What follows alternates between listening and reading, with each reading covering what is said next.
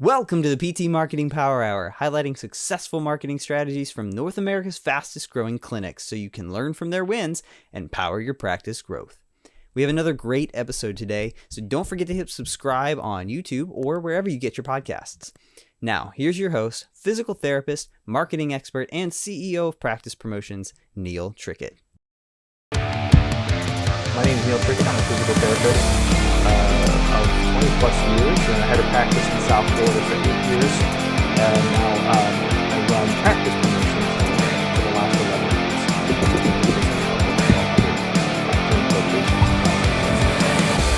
And joined here with Travis Robbins. Will you tell us a little bit about yourself, Travis? Yeah, so private practice owner, got 4 locations, an MSA, helping other private practice owners out with next level PT, and actually expanding into billing and collections type services too with another arm of our company. So I just love private practice, just like Neil does. I mean, we're just trying to look for ways to help private practice owners out because we feel like that's the best way to deliver physical therapy. So anything that we can do to help practices grow and flourish is why we're here. You bet. All right, so let's dig in here. I'm going to share my screen and we'll get rolling.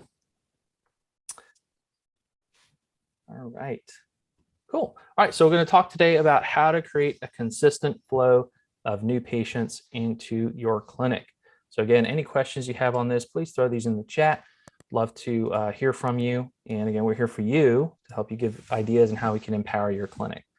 All right, so today we're going to learn how to build a better online funnel. We're going to look at how you can tap into your customer gold mine and how you can create better rhythms in your marketing. So first off, let's talk about this. We all know that this is something that's come up in the years, that business challenges and competition are increasing. Would you agree on that, Travis? Yeah, for Definitely, sure. right? And a big part of this is actually consolidation across healthcare, right? So this is pretty shocking. In 2021, there was a 56% increase in consolidation in the healthcare industry. This ties a lot into physician medical groups, right? We've seen that in lots of acquisitions, hospital networks buying other physicians. And so we all know that that impacts physician referral relationships to our practices. And then also rehabilitation subsectors was a big growth area in consolidation in healthcare in the last 5 years plus, but especially accelerated in the last couple of years here. And what that means now is that as a smaller practice, you're competing against bigger corporate type entities that are buying up a lot of practices and have bigger marketing budgets and bigger reaches. And so it's a little bit more challenging from a private practice standpoint to be competing in these sectors. And ultimately, this means that people as patients tend to be funneled a bit more into these types of groups, right? So how can we bypass some of these old-fashioned referral type relationships and do something a little bit different? We also really have to realize that getting new patients is challenging, right? People today are definitely more skeptical than they've ever been. We all know that people seek Google medical advice first. Well, those patients that come in and say, hey, I typed this in Google and this is what it says, right? And then you have to educate them a little bit differently. And then people do judge you first online by how you look and what other people are saying about you. So this is more critical today than it's ever been. So as a practice owner, the practices that will succeed in the future are going to have to know how to market, direct to the consumer. They're going to have to be able to create a high patient retention rate. And Travis did an excellent presentation on this a couple of weeks ago that I was on like how you can do better with retaining your patients and how that is really critical to the bottom line. And to be successful, you're going to have to know how to leverage the ability to develop and also leverage your customer list, right? So you're going to be able to develop your customer list and leverage that. That's where a lot of the wealth is. And then be able to out promote others, right? So how can you stand out from the crowd? So here's some top practice marketing mistakes that I see a lot of practice owners make. One is not marketing effectively to your customer list. So this is a question for you, and maybe you want to throw this in the chat.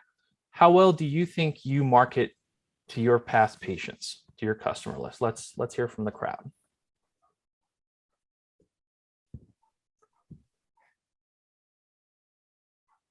Travis, Thanks for your honesty there. Could always be better, right?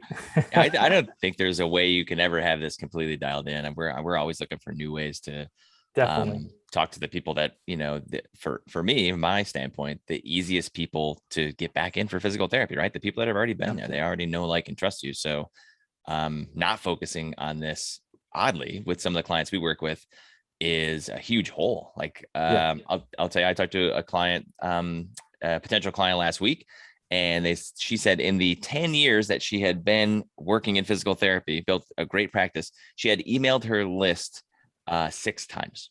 So that's It's shocking, rare, isn't it? Yeah, yeah. But, but there's this huge opportunity there, right? Yeah. And I think educating practice owners, and like, you don't have to make things complicated. There's actually a really simple place, and the best place to work really is really with your customer list and all those people that had wonderful experiences with you over the years.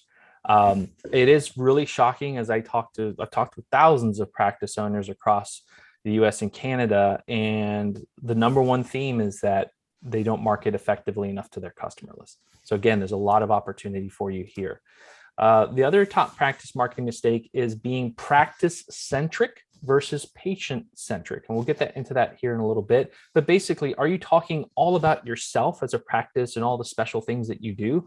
Or are you focusing in your marketing on the transformations that the patient is going to have and what the outcomes are for them, right? So that's a different shift in mindset there, being patient-centric versus practice-centric. This is a biggie here, not correctly estimating the amount of marketing effort that is needed. So we all have our goals at the beginning of the year and like, hey, I want to increase my practice by 25% or 50% or whatever it may be. But have you correctly estimated the amount of effort it's going to take for you to get to that volume that you need? Sometimes we'll work out the numbers in terms of like how many patients that would look like, but then we don't go further and look at, okay, what's the number of new patients I need to get there on a consistent basis? And then what is the expense that I'm going to have to put into my marketing in order to generate that many new patients? And that's where a lot of practice owners don't pay enough attention or can't predict enough. And then they underestimate, and then they don't hit their goals at that time frame. This is also a big one here for a lot of practice.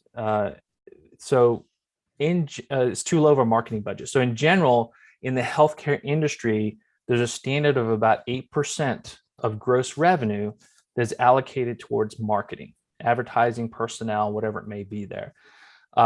Travis, what do you think the average for the physical therapy industry is? Based on what I know, the answer is to try to get it to as little as possible. That's what I hear from clients. I want to spend as little money as possible. Which, if you're trying to grow, I mean, good luck. But yeah, I would say maybe on the people that we talk to, probably between 3 and 5% of revenue would be about average. Yep. So WebPT puts out a state of rehab. They survey, it's usually about 5,000 PTs and everything and practice owners. And so some of the numbers that they pull from there is it's actually less than 2%. So something to look again in your practice, are you allocating enough towards marketing? It's not about trimming as much as you can off of that. It's about getting the best return on investment that you can with the marketing dollars. How many more dollars can you create for the expense that you're putting in? Another mistake is that a lot of practices try to do it all with little help, right? So you try to, if you're a small practice, you're trying to do everything yourself, trying to run the website, trying to, do social media. And then you get a little bit bigger, you might hire a marketing director, which is excellent and takes some things off your plate. But then again, with the marketing director, a lot of times you're asking that marketing director to be able to be a website developer, to be able to do social media, to write content, to take pictures, to go out and talk to physicians and be a salesperson. So you're trying to put so much on that person without enough help. So it's important to look outside of the organization. There's lots of different companies out there that can help support the marketing efforts for the practice and the marketing team that's in the practice too. Lastly here, another practice marketing mistake is the spaghetti strategy. So this is where you take a bunch of ideas and just throw it at the wall and hope something will stick, right? So instead of having a really dialed in strategy, knowing what's going to work for your marketing, you're just trying anything that comes up and seeing what works. All right, so what really works? Well, in today's world, it's about going direct to consumer, right? So we need to, as practice owners, of course, keep our relationships going with doctors and referral sources there, but you really have to think about how can I take my practice direct to the consumer, even depending on, your direct access in this whatever state you are in. And we all know there's certain limitations to that. It's still best to have a patient contact you first, do what you need to do there, and then go ask for the prescription, right? You're in control at that point, and it's not up to the physicians to refer it the other way around. So here's an example of a client of ours that worked with going direct to consumer, and we can see what happened there when they flipped the switch. This was right as COVID was hitting, right in April of 2020. And you can kind of see the level that they were at prior to that. And then what happened when they switched their gears and they started to go more direct to consumer. They started to go direct to consumer, leverage their patient list, and you can see the growth that occurred during that time frame just by switching to that kind of strategy. So right now you got to think about people are searching online for help with their pain and their problem. The big question is, will they find you? So it starts with being discovered online.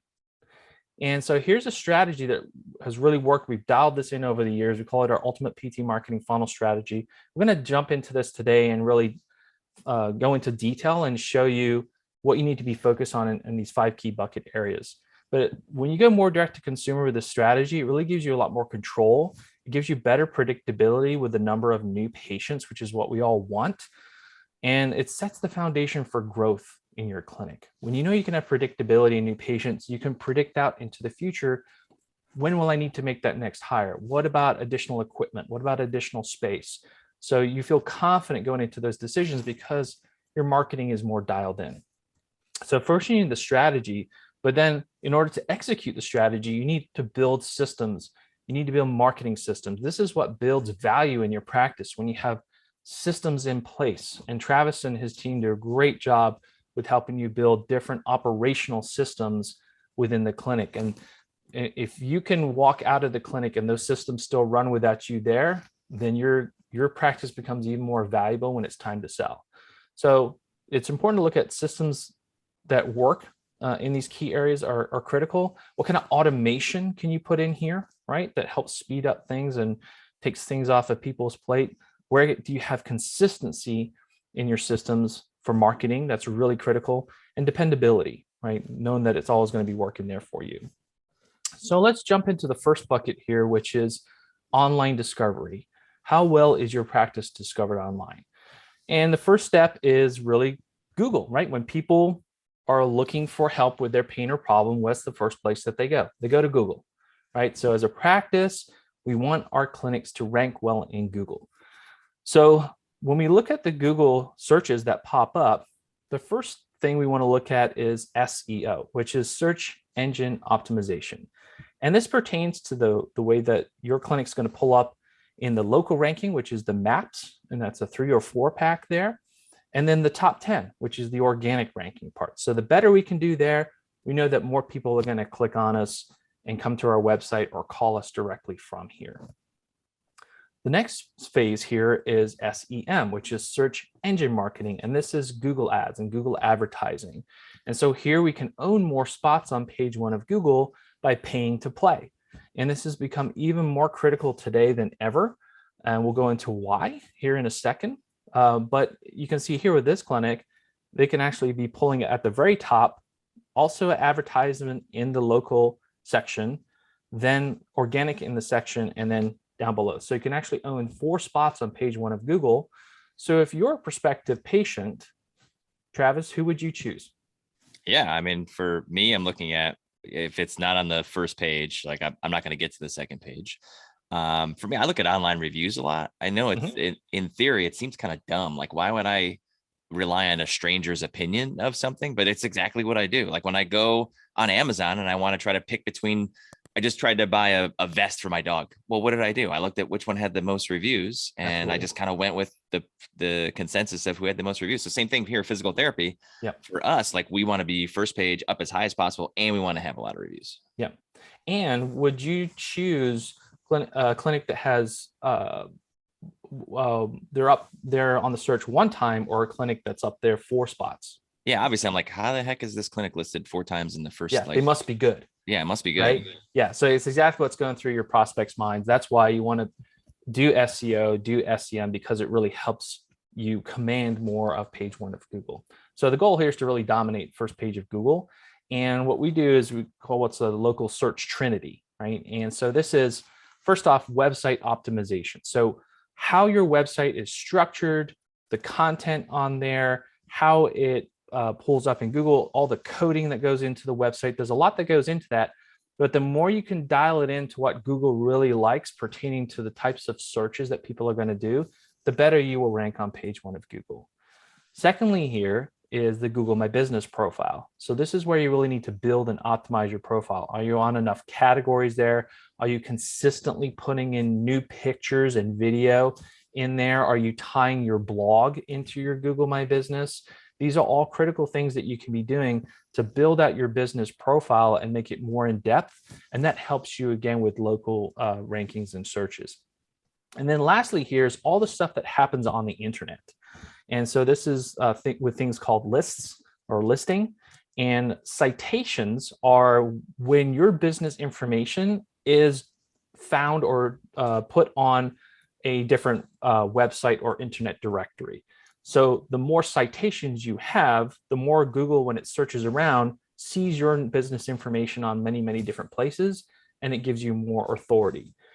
And then there's backlinking. So when you're on different websites that have blogs or different information out there, the website links on there that go back to your website, the more of those that happen, especially from very powerful websites. Let's say a good practice here is reach out to your local chamber of commerce, and ideally they would have a page on their government page that would link, that you can put a link back to your website. That's an example of a backlink and something that's really simple to do. But the more you can build that, the more authority Google is going to like for your website and rank you better. So Travis, did you see anything change with like your website traffic or anything in this last couple of months? In the last couple of months, I haven't been keeping a good eye on my Google Analytics, so I'll have to do that after I get off the call. Yeah, but check it out. Yeah, I've not noticed. Yeah, so it's something that hasn't necessarily, I would say, impact everybody, but a good chunk of people, right? And this has been something that's really affected local businesses, and PT clinics are a local business. And so Google does regular updates to its algorithm. And so usually about 3 to 5 big updates, and then a slew of other ones that they do throughout the year. So they wrap this up in sort of this mid-December time, but there was this massive update that Google did, and it's been nicknamed the Vicinity update. So what happened was that Google actually narrowed the search criteria for local businesses. So if you used to rank well in the surrounding towns and areas around your clinic, that's no more, right? So the proximity of around the clinic, they shrunk, right, of where you would show up for. And that's across all industries. So it was a big panic out there, all this stuff that's happening. And you can see on the left here how this business was, kind of in the, looks like the south side of the Chicago area here in those greens, first ranking here, second ranking. And then they were actually ranking pretty far away, in like these 5 and 6s in here. And you can see what happened after that update. Now they're ranking around them, but further out, they've lost it, right? And that's what's happened for businesses all around. So the goal here is to really make sure that you can rank well for the town that you're in now. And then there's some things that you can do to rank a little bit outside of that, but it's much more difficult now than it ever used to be. So this is why you need to start looking at doing, if you haven't already, Google advertising, because Google likes to make money. So one of the things that they did is not only by reducing that, they make it very local specific, but they can also push their money-making Google advertising side of it. So this is really now more of a necessity than it ever was before. and you need to be working on your SEO and then also your SEM, or your Google advertising. With Google advertising, you can actually specify where you want to target your ads. So you can actually create a radius around your area, or a zip codes that you want to specifically target. So you can still rank for these areas around you or within your town. You just are paying to play a bit more with Google now with the advertising. So that's, again, getting you ranked better on Google is going to help you get more people discovering you online. Then you want to look at your social media advertising. And I know there's a lot of opportunities here with that. But the key here is to really focus on where you think your audience is really coming from. Are you a little bit more, middle-aged and older crowd that comes into your clinic? Well, you probably want to be on Facebook and advertising there. If you've got kind of that middle-aged crowd that's and maybe a little bit younger, maybe more on Instagram. And if you have a lot of like high school kids and you do a lot of sports athletes and things like that, you might want to focus a bit more on TikTok. So you don't want to go where people say, hey, you've got to try TikTok out and you're going to be marketing to middle-aged and seniors. You're just going to blow all your money, right? You want to be smart about where you're putting your advertising money. The thing to realize with social media is it's really best for high-level awareness. So don't expect to like book a ton of appointments directly from a Facebook ad. They kind of have to go through a method first, but it really helps to boost awareness about who you can help, what problems you can solve, and then they start to like connect, and then they're going to start to do some more due diligence from there and check out your website and your Google reviews and all that kind of stuff. So the best thing with social media is it really directs to other mechanisms to move patients forward. So you might want to have them opt into an email to start doing email marketing. They'll probably go do an online search about your clinic. You might want to use workshops, kind of funnel people into workshops so they have an opportunity to talk to them more. That's basically the premise there of how you can really fine tune your social media advertising strategy. So we've worked hard to get people to notice us and find us more online. The next step is to really help them build trust in us, right? And what we can do for them. So here's what people are thinking about when they start to investigate you. They're first going to judge your online presence. So are you really confident with the way that your website and your online brand portrays how you can help people and really shows you as super professional? Do you speak to how you can solve their problem? This is what people are thinking, like, what can you do for me? How can you help my foot pain or my back pain? Do they look professional, right? So do you have the pictures? And a lot of like the second most visited page on the website is going to be the About Us, where they go look at the clinicians. And do the photos look really professional, or do they look really haphazard and they were, taken in the back parking lot? And they're also looking for proven results, just as you were saying, Travis. You're going to look at the reviews, right? The more reviews that you can have online, the people are going to have more trust in you because you're proving those results that you've been able to attain. And then they're also judging you against other solutions. So why wouldn't I just buy that gizmo for my back pain, right? Or maybe go see a chiropractor, or my friend told me about this one doctor, right? Or maybe I need to go get an injection. So you're competing against these other solutions online, and you have to be able to market and sell that person through your online brand and your website into building trust and authority and expertise. And that's when people start to really connect with you. So let's talk about online reviews here. So 88% of consumers trust online reviews as much as personal recommendations. You were just saying that, Travis, so it's so true, right? 97% of people searching online today read reviews for local businesses before buying. So everybody's going to check out your reviews pretty much before they take the plunge and book an appointment or call you. This is really fascinating. 69% of these people believe reviews older than 3 months are no longer relevant. So think about that. If you were to look up a restaurant nearby, you're like, hey, I want to try this out. You look at the reviews. The first review you see is from a year ago. What are your thoughts about that restaurant? Do you feel confident? I'm not relying on the reviews based on these numbers. Yeah, that's interesting. Yeah. So it's true though, right? Like, so if I saw, 100 reviews of this restaurant and the last one was a year ago, I'm starting to think, well, did management change? Are they still good? I don't know. Like, you start to throw all these doubts in there, right? So it's not about necessarily the volume of reviews that you can create. It's about the consistency. So if you can get 1 or 2 reviews a week, that's much better than getting 5 at one time and then not getting any more for 3 or 4 months later. So you got to build systems in your marketing and with your team to consistently get testimonials and reviews. All right, so the next one here is really looking at how you can create more trust. So you don't want to just have Google reviews. Those, of course, are the most important, but you also want to build Facebook reviews, Yelp, and Indeed is very helpful for recruiting. So you want to be getting employee reviews on Indeed to help you with recruiting, as well as people will see that, from a prospect standpoint, they'll see that too. Next here, to create more trust, you definitely want a fast loading, highly professional website. A good practice here is to update your website every 2 years because the technology changes so fast that the coding's always evolving and changing. The software, the plugins are changing on there too.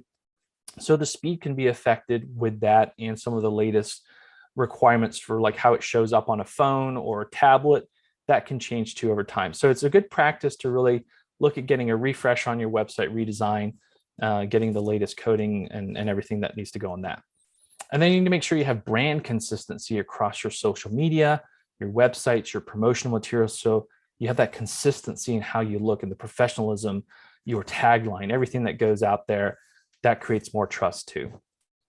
And then here's a biggie here is you have to put some effort into getting pictures and video from within the clinic. Like, who is in charge of that? There needs to be a person in charge of that in the clinic because you need to show real people and real results that are happening from the clinic. The clients that we work with that do a great job with this, we have a ton of ammunition to put into their marketing, and people they know it's the real people, right? They know it's real things that are happening in the clinic and it's not all stock photography. So that really builds trust. They can see themselves being helped, and you're going to get a lot more people reaching out to you because of that. All right, so we talked about getting people to discover you online. Now we built trust with them. They're coming into our website. We need to turn them from a person visiting into a person making an appointment in the clinic, right? So I want you to realize that your website is your online storefront, and just think of it that way. It has to do its job, which is the true test. And that, does it get people to book appointments? That's really the ultimate test of it, right? It could be informative, beautiful, but if it doesn't generate many new patients, then there's some things that need tweaking. So let's come back to what we were talking about before. We want to have a patient-centric website. We want to make your customer the hero, and we want to show them the transformation they are going to have by coming to your clinic. So I would invite you to go back, look at your own website and say, hey, on my website, am I making it all about me, right? And who we are, or am I talking to how I'm going to change my my patient's body and get their health back? And we're going to focus on their desires. So, if you're like in a heavy golf community, there's people that want to get back to golfing. Are you showing that kind of stuff, right? You need to be able to call them to action. So do you have lots of key buttons and key calls to action on your website to take that next step, to request that appointment or call you? And you really need to be clear on what those next steps are to connect with you. Then you need to have multiple ways for people to connect with you, right? So some people want to request online. They want to just, punch in their stuff on a form and then get a call back and know that they're taken care of. Some people want a phone call. Some people, might want to go through like a live chat. So these are the kind of mechanisms you need to look at putting on your website. You have forms, you have chat bots on there that can collect information, and you need to have clear calls to action, both from your website, but also through Google My Business, Google Ads. A lot of people direct call from Google Ads. So it's really important to say, call us today on there, because they'll call directly from the Google Ads. And then you also want to have some other types of lead capturing. So, there are people that aren't going to be ready to make that appointment. They want some more information first. So do you have ebooks and downloads that can get them into email sequences and move them further down the line?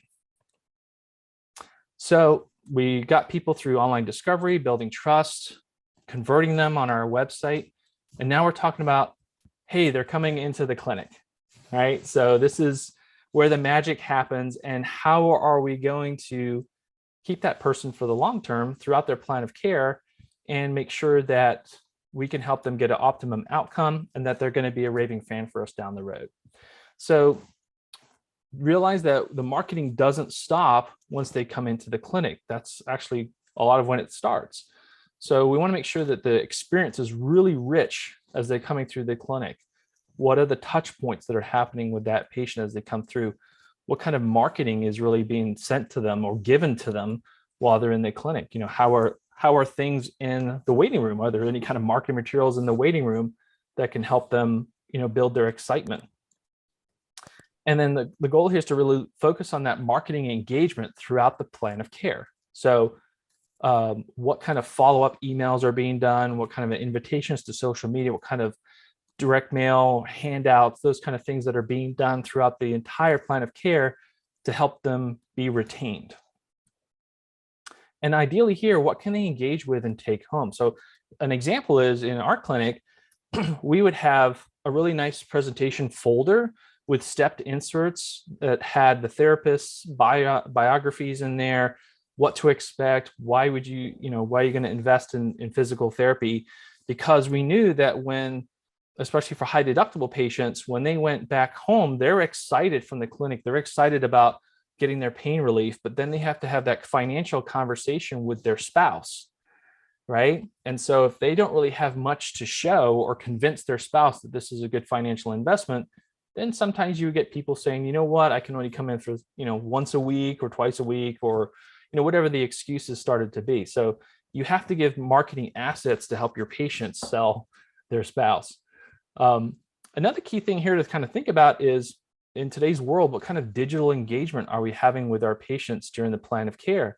And it really starts before they even arrive with how their paperwork can be done, right? How can we make things as seamless and easy as possible?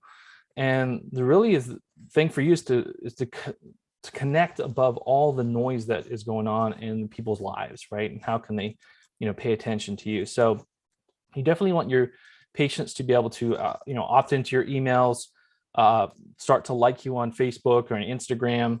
And do you have certain apps that you can have them start to engage with in your clinic? And then how can they stay connected to you while they are not in the clinic?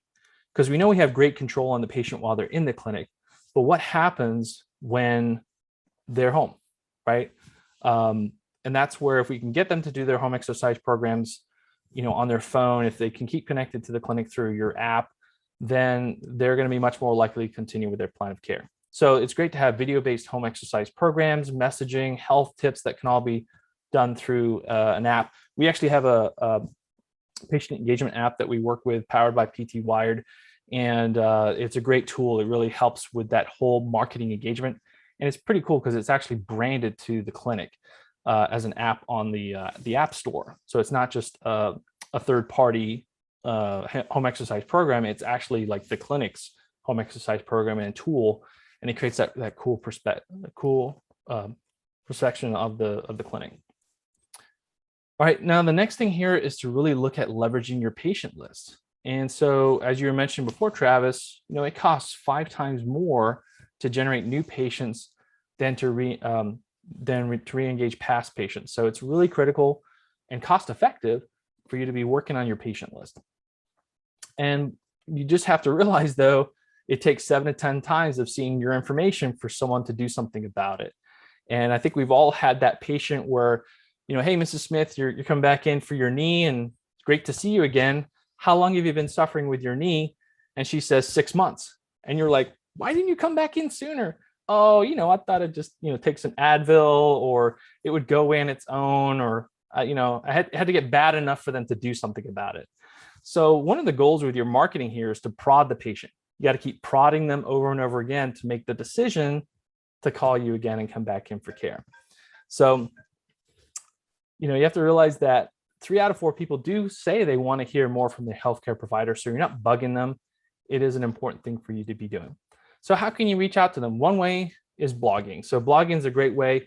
Your goal here is to give value, give relevant tips, advice, things that can be given to your past patients here, and they can come back and start to like look through the website again. So it's great to send out an email from your blog, connecting them back there every 2 weeks. You can customize your content on that.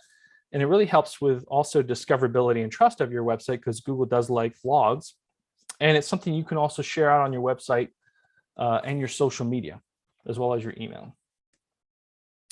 Then you want to be doing also email campaigns. So this is where you can be really consistent with it. I think weekly is fine. We never see a problem with clinics doing weekly, and people like to hear from you if it's valuable, right? And you want to have a balance, therefore, of tips and advice, and then occasionally a special offer. Maybe you have them come back in for a special day at the clinic, right, for free evaluations, or maybe you have massage therapy there and you're giving them a certain percentage off. You can balance that in, but if it's all offers, then people shut down. So we want to have a balance of tips combined with those offers. And then reminders for reactivations here. So, hey, want to know how you're doing? Give us a call, right? Or how you doing with your home exercise program? Do you need an update? Right? Any way that we can invite them to start to connect with us again, because we're there to help them. And then also requests for reviews. So we need email campaigns for that, because we're asking in the clinic, but then we need automated systems to back us up and ask for things too. Now, this is a biggie here. Travis, do you do this at all? Do you do a patient newsletter? Yep. We do patient newsletters through the mail to our list. Fantastic. All right. So you're definitely ahead of the curve there, doing the right things. This is one of the most important tools that you can be doing to connect and keep connected with all the patients that you've seen before. And it's a great way for them to keep an emotional connection with the clinic. And then they also generate people calling back in, right? Because it reminds them that you can help them with lots of different things. So you should be doing a patient newsletter every single month. It's a really good practice to digitally send these out. So email, social media, but then you also want to be doing direct mail, sending out your newsletters. And the reason is because direct mail actually generates a higher return on investment. Even though you're spending printing and postage costs, the ROI is much higher, because with an email, we might get in front of 50% of our people or 30% of our people, right? So we're missing at least half of our list that we're trying to reach. So that's important to have that method, but realize that with direct mail, you're actually going to get into 95% of people's mailboxes, right? And they're going to have to touch and look at your brand and your newsletter and do something with it. Studies show that it actually requires less cognitive effort to process print than it does digital, meaning it's easier to understand and more memorable. And patients actually remember your brand 75% better with direct mail versus 44% with just digital alone. It's pretty fascinating, right? It's because we have a very different experience, that tactile experience when we're holding print material in our hand versus scrolling on the screen, right? It's a different experience, it's a different cognitive experience. And so therefore, direct mail is more likely to drive behavior than digital. So this is a funny example here, but you ever heard of LL Bean? Sure. Yeah, so LL Bean, a big outdoor apparel company, right? Have you ever got a catalog from them? I have, actually.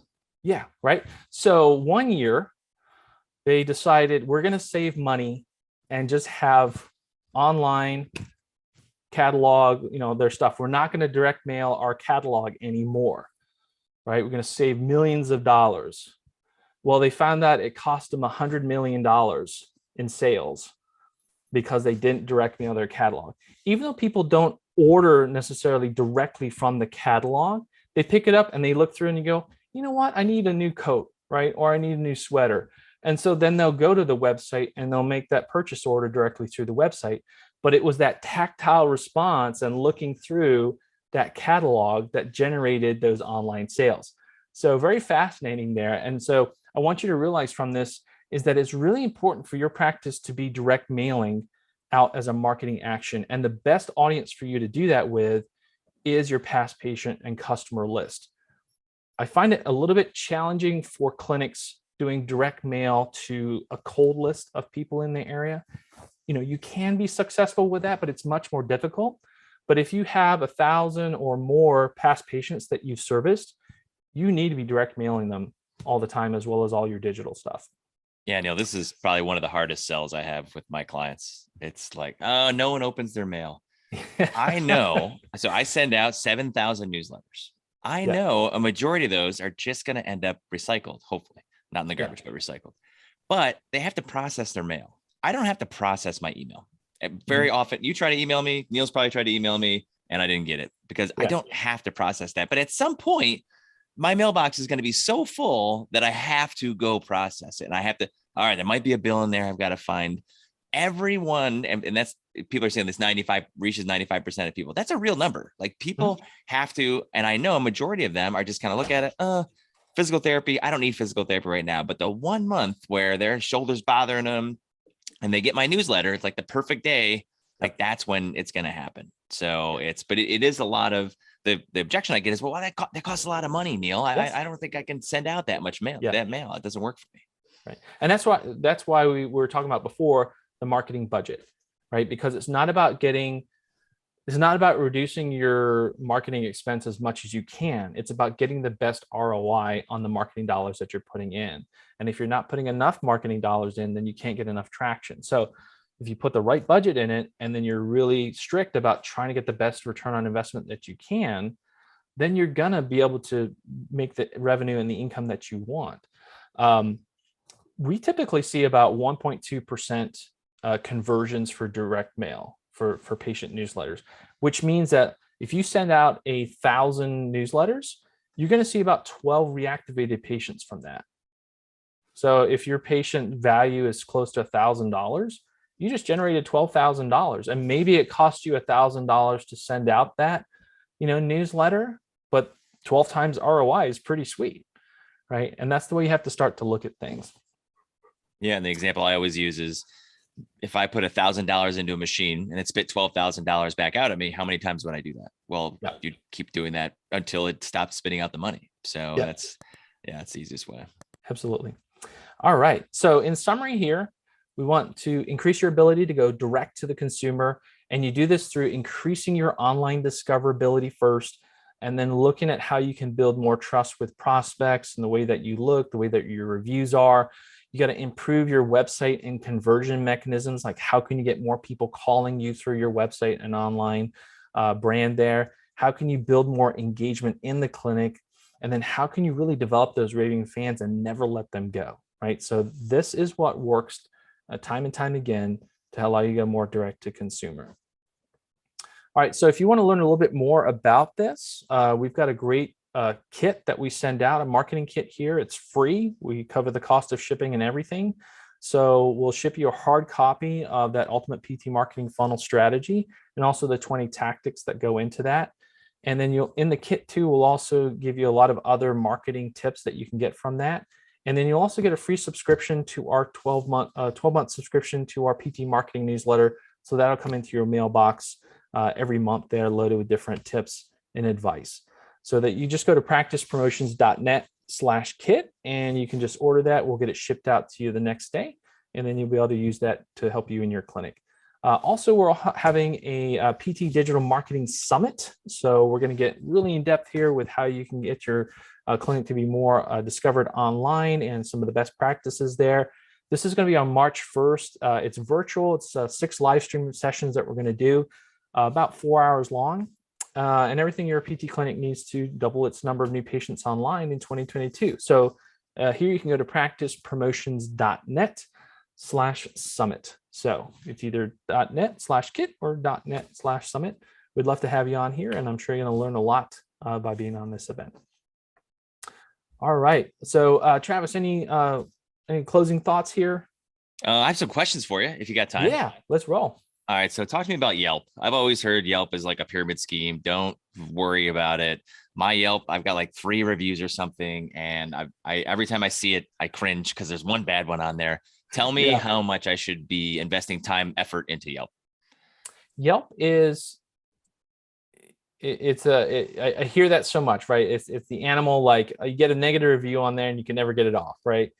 Kind of same for Google actually, but Yelp is I think a little bit more used in, say, restaurant business, tourism, things like that, but it's still valid for a PT clinic. And the way that we want to approach um, the reviews that we want to get is from a multi-layered approach. These particular reviews and listings will actually pull up on Google. So, if you type in XYZ physical therapy, you're going to get your homepage, and then you get all the other stuff that's linked to you. So you'll have Facebook with all the reviews on it. You'll have Yelp with the reviews on it there, and Indeed, and blah, blah, blah, so on, right? So if you want to keep building more trust with people, it's still a good practice to get some more reviews on Yelp and Facebook, because if you saw that practice, again, what behavior that might happen is that someone types in, physical therapy Lehigh Valley, right? And they see, your clinic, a bunch of other clinics, and they're like, okay, this one has some reviews on it. Let me check those reviews out. Then they might actually type in the name of that clinic and see how that looks. They'll see your Google My Business profile, and then they'll start to see those other reviews. So if they see Google reviews like, 100, and then they see Facebook reviews like 50, and then they see Yelp reviews like 15, like, this place must be pretty good. They're getting a lot of reviews all over the place. So that's really the way to approach it. It's not critical that you have Yelp reviews. It's just really beneficial to have Yelp and Facebook reviews. Okay. All right. Going back to the website stuff, you said, hey, you should probably have your website cleaned up every 2 years. Can you explain that a little bit more? Like, I'm thinking, oh, I put some new blog posts up, or like, what does clean up mean? Right. So when we talk about refreshing your website, we're actually talking about a lot of the back-end coding.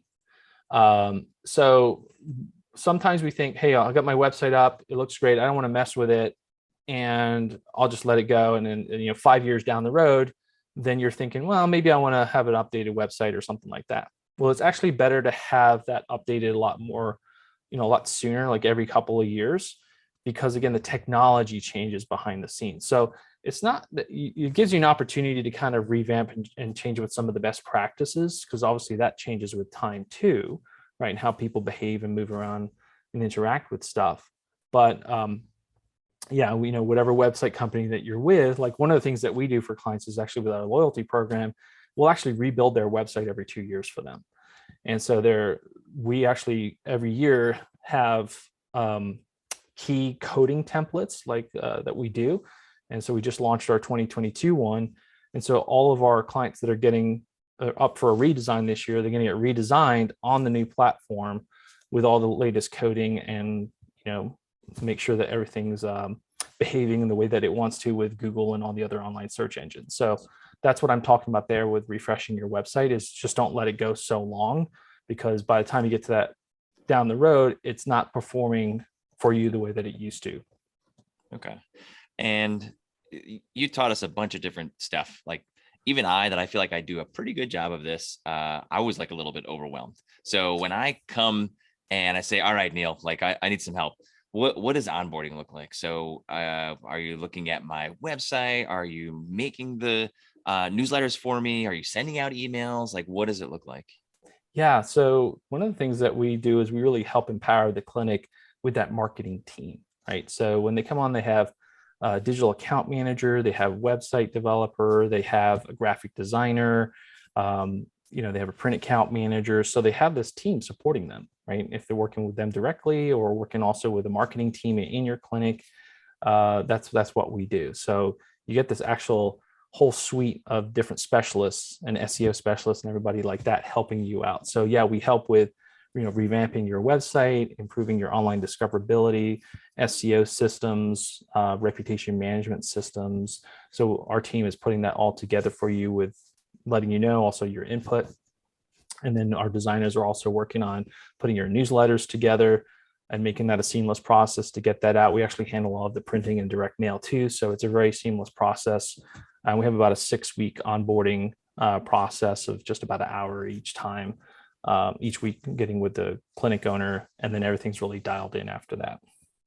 All right. And when you're evaluating, like you go in and do the onboarding process, obviously you're evaluating the practice, like, hey, this looks good, this could use some work. Where do you see the biggest areas of opportunity. So is it, hey man, we just need to clean up your website, or is it, are you mailing your list at all or not as frequently as you would want it to? Where do you think are the biggest areas of impact? That's a great question. To me, it's always about creating layers, right? So it's never about the one thing in marketing that's going to blow everywhere. And I think that's what people look for, is the golden goose, right? It just doesn't exist. You have to do many different avenues of marketing to get the outcomes that you want. So I think the area that we really succeeding well is increasing that online discoverability. So the way that the websites are designed and constructed, and the content that goes into that, and the systems that we have behind the scenes, a lot goes into really helping you increase your rankings on Google. And then obviously, as people start to come in through there, the mechanisms that we have on the website start to produce more appointments and people calling in from that. So that's a great kind of first start that we do for a lot of clinics. All right. Awesome. I checked the chat. I don't see any questions in there. So I guess we can wrap it up. So yeah, so we got lots of great information, things coming up for Neil in terms of, you should get that kit. That kit is really good. I have the kit because I got it, and it's really impressive. What it does a really good job of is, once you have that stuff in your hands, you're like, oh, wow, this is nice. Like, I need this stuff going out to my list. And also the summit that's coming up is going to be some great speakers in there that you guys should sign up for and check out. Anything else, Neil? No, I want to thank everybody for being on the call today. And thank you, Travis, for being on the call and all your great input there. So wishing everybody much success coming up for your practice. Thanks again for joining us today. Be sure to check out practicepromotions.net/power. There, listeners can download over 9 checklists and free resources made to coach you through simple, proven marketing actions to increase new patients. So check it out today. That's practicepromotions.net/power, and I'll see you next time.